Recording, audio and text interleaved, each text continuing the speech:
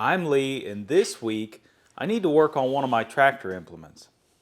So here I have a one shank Oliver. I assume it's a ripper. I'm not entirely positive. It's the first one I ever seen. But the problem is this shovel is broke off of this ripper. Now I could probably find a new one. I looked it up a little bit online. Couldn't really find any. But I think I can just go ahead and remake one of these. I'm not sure if it'll be right, but it'll work for what I'm going to use it for. Now for this project, I have some leaf spring, which is entirely too heavy for this project. I'm going to use it anyways. It'll probably outlast me. But I'm going to go ahead and use a cutoff wheel and cut right along here to get rid of this end because I don't want that hole in it. And then I'll start folding the tip of this over to make the point of the shovel. And then we can work on the top.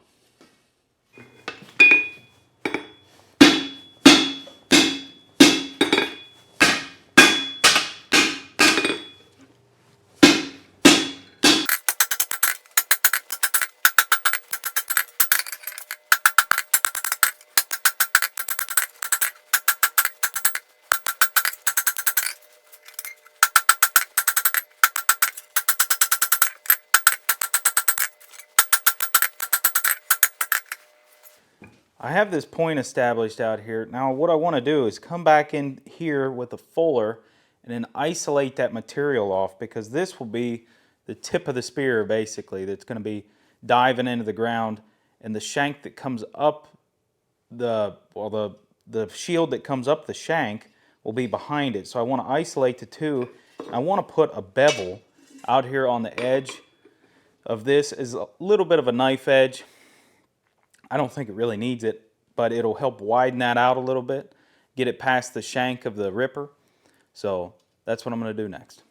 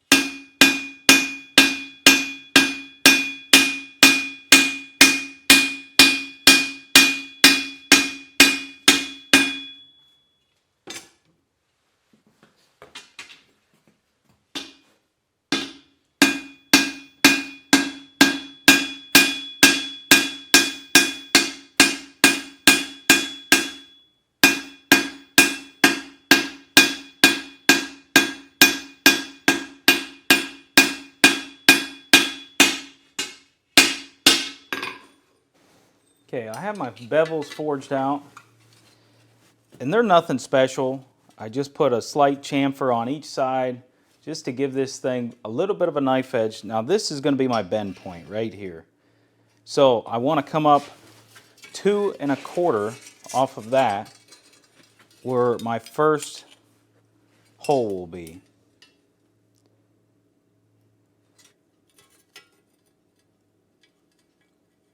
There's 2 1/4, and then I want to be 2 1/2 to the next hole. And these have some slop in them, so they don't have to be perfect. But I'm going to go ahead and get some punches set here. Now this is the back side of this shoe. So I want to punch from here down through with my square punch. And then I want to clean it out on my top side, I think. I'm hoping that that'll come out the cleanest because I'm going to use carriage bolts. So I want a square hole for the carriage bolt to lock into.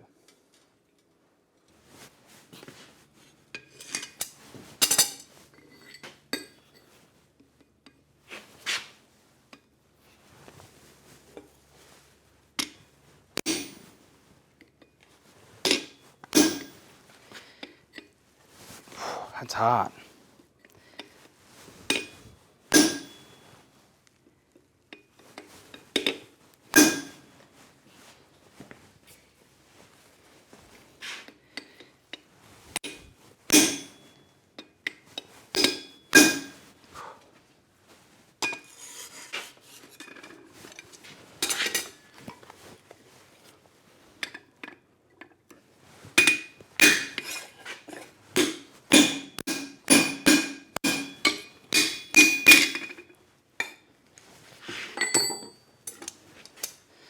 Okay, I've got the slug poked out of there.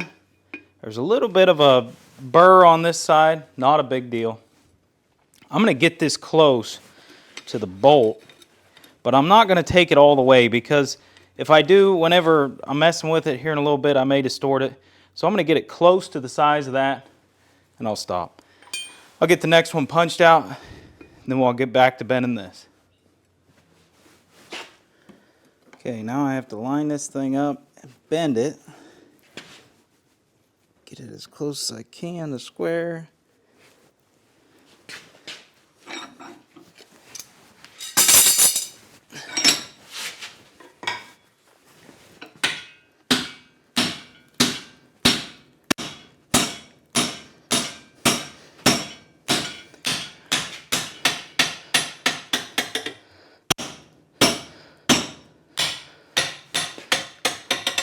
That's probably good. I don't need to go 90 because I want this to be looking down to have an angle of attack to come into the ground. Now to give this strength, I'm actually going to give this a little bit of a curve so it's got some rigidity to it.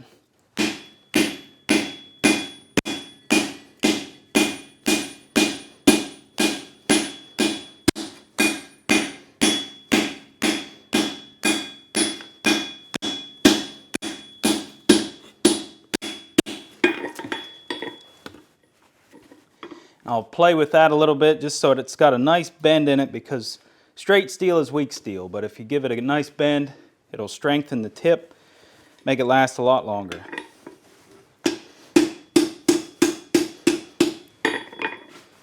So I have the tip forged out. I got it rounded off.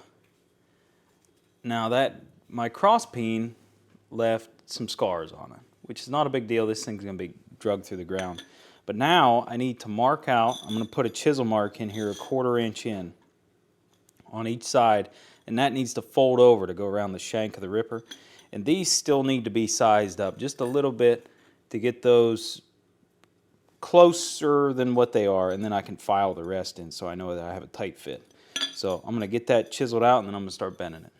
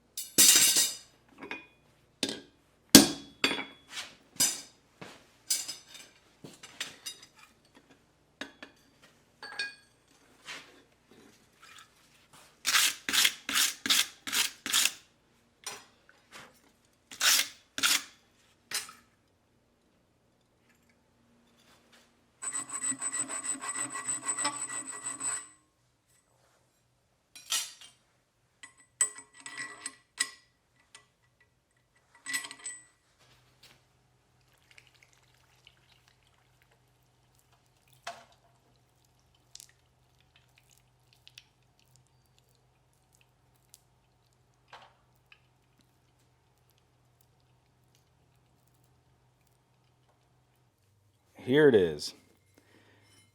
Now you can see some scars from whenever I was rounding this off, the top of my anvil caught it, which doesn't matter. I mean, this thing's going in the ground. You see the marks from my cross peen in the bottom. The sides, that was a little bit of a challenge to fold over to protect the shank, but worked out good. The punches worked really good. I hardened this, as you've seen, and I also tempered this. And I didn't show that because I kind of did it quick after I got done forging, but I brought this further than I would normally. Now, I would normally go to like a straw yellow, and I was sitting there thinking about it, and I'm afraid that it's too brittle. So I actually brought it up beyond that, more towards spring steel, because I'm afraid that if it hits a rock or something, it's just going to snap off. I'll find out if that was the wrong thing to do. Let me know in the comments what you think. I've never really had any experience tempering something like this, and there's really no information on the internet that I could find. So let me know what you think.